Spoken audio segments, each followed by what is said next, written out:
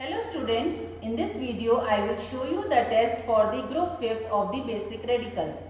Now in group 5th we have 3 ions, the barium ion, strontium ion and the calcium ion. So one by one we will do the test.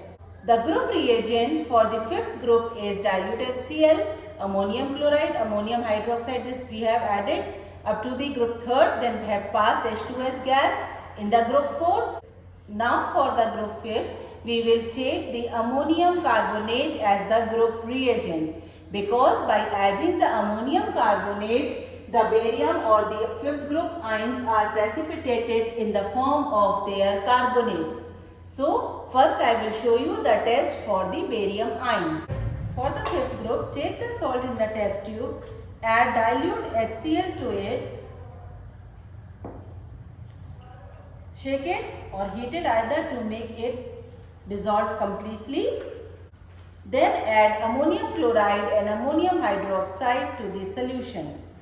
After adding ammonium hydroxide, add ammonium carbonate to the solution, which is the group reagent for the group 5th. As soon as you have added the ammonium carbonate, you observe a white precipitate is obtained, which indicates the presence of the 5th group. It may be barium, strontium or calcium. So for this, filter the precipitate.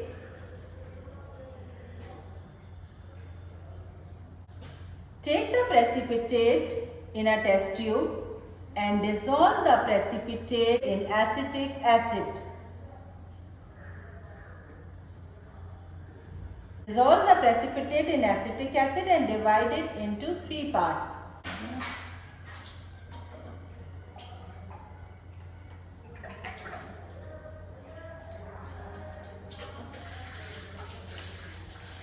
To the first part, add potassium chromate.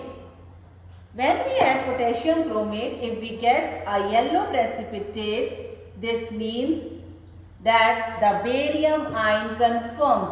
Here we are getting the yellow precipitate, means the given salt contains the barium ion. So the barium ion is confirmed. Need not to go for the other 2 parts to do any test. So these are the reactions which are involved during the confirmatory test. The carbonate salt of the barium will react with the acetic acid and then will react with the potassium chromate to give you a yellow precipitate of barium chromate. On the same lines, we will do the test for the strontium and calcium. For the strontium ion, take the salt in a test tube and add dilute HCl. Now add ammonium chloride and ammonium hydroxide in excess to the solution.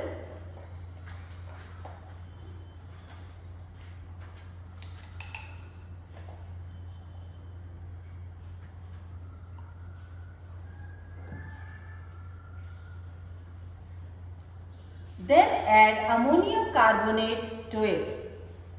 As soon as we add ammonium carbonate, we will obtain a thin white precipitate of strontium carbonate. Now filter this precipitate and dissolve it in acetic acid.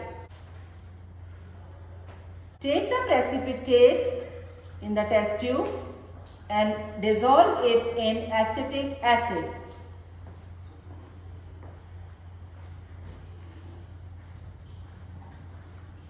Divide it into 3 parts. Now, to the first part, add potassium chromate.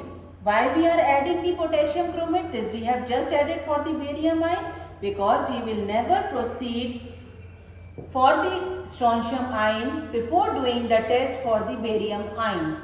As soon as we have added the potassium chromate, we get a yellow color solution. It is not the precipitate. This means the barium ion is absent in the given salt. To the another part, add ammonium sulfate. Ammonium sulfate. As soon as we add the ammonium sulfate, you see we obtain a white precipitate is obtained. This means for this one, you see Barium is absent, while in the second one we have obtained the white precipitate. This means the strontium ion is confirmed in the given salt. Do not add any reagent to the third part. If the strontium is confirmed, do not proceed for the other ion. These are the following reactions which are taking place. For the first, the strontium ion reacts to the ammonium carbonate to give a white precipitate of strontium carbonate.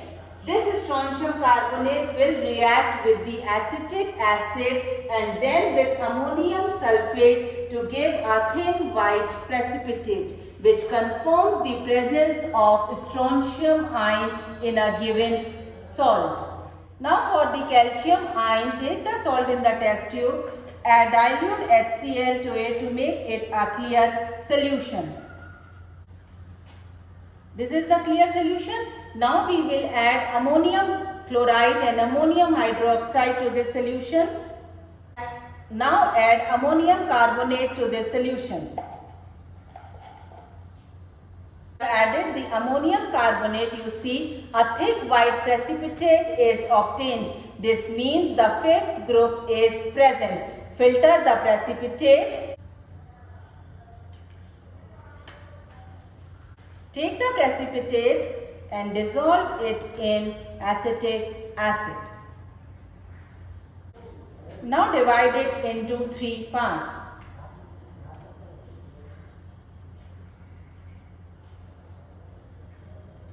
To the first part, add potassium chromate. Why we are adding it? Because we will never proceed for the calcium ion before doing the test for the barium ion.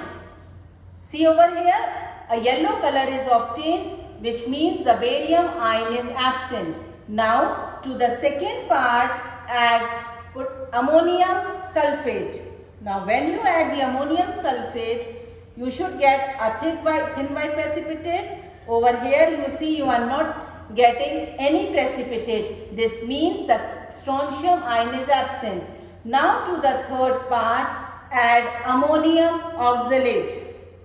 As we add the ammonium oxalate, you see a thick white precipitate is obtained, which means the calcium ion is confirmed. So you can see over here, these are the 3 portions which we have taken it. First, barium absent, strontium absent, then only we have proceeded for the third part for the calcium ion, which is confirmed over here. So you have to remember that you will never proceed for the strontium ion before doing the test for the barium ion, for the calcium ion before doing the test for the barium, as well as for the strontium. This is the sequence which you have to follow while doing the test for the 5th group.